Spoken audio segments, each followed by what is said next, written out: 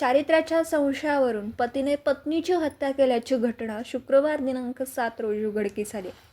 पतीने पत्नीवर कोयत्याने चेहऱ्यावर, गळ्यावर व मानेवर वर्मी घाव घालून खून केला. मनीषा दिलीप धावत्रे, वय वर्ष 40, राहणार स्वामीमळा असं मृत महिलेचं नाव आहे.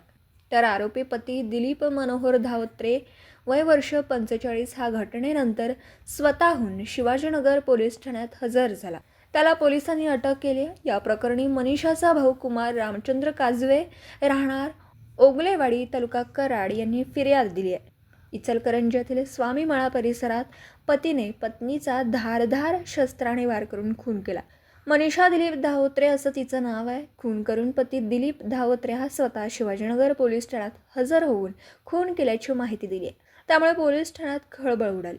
पोलिसांनी घटनास्थळी धाव घेत पंचनामा करून मृतदेह शवविच्छेदनासाठी IGM रुग्णालयात हलवला.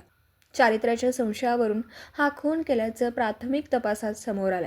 स्वामीमळा परिसरामध्ये दिलीप धावत्रे हा परिवारासह राहण्याचा. तो यंत्रमाग कारखान्यात दिवाणजी म्हणून काम करतो. त्यांना 2 मुलं आहेत. मुले आपल्या आजोळी राहतात. गेल्या काही दिवसापासून दिलीप हा आपल्या पत्नीवर संशय घेत होता. त्यामुळे दोघांमध्ये वाद होत होता. काही वेळा नातेवाईक येऊन हा वाद मिटवत होते. काल गुरुवारीही मनीषा व दिलीप यांच्यामध्ये मोठा वाद झाला. याचाच राग मनात धरून दिलीप याने पत्नी मनीषा ही घरी झोपलेली असताना मध्यरात्रीच्या सुमारास तिच्या मानेवर आणि तोंडावर धारदार शस्त्राने वार केले. यात मनीषा हिचा जागीच मृत्यू झाला. घटनेनंतर दिलीप हा पहाटे 5 वाजता शिवाजीनगर पोलीस ठाण्यात स्वतःहून हजर झाला. मी माझ्या पत्नीची हत्या केली आहे असं सांगितलं. त्यामुळे पोलिसांनी त्याला ताब्यात घेत घटनास्थळी धाव घेतली. घटनास्थळी पोलीस उपाधीक्षक समीरसिंह साळवे, पोलीस निरीक्षक सचिन पाटील यांनी पाहणी केली आहे.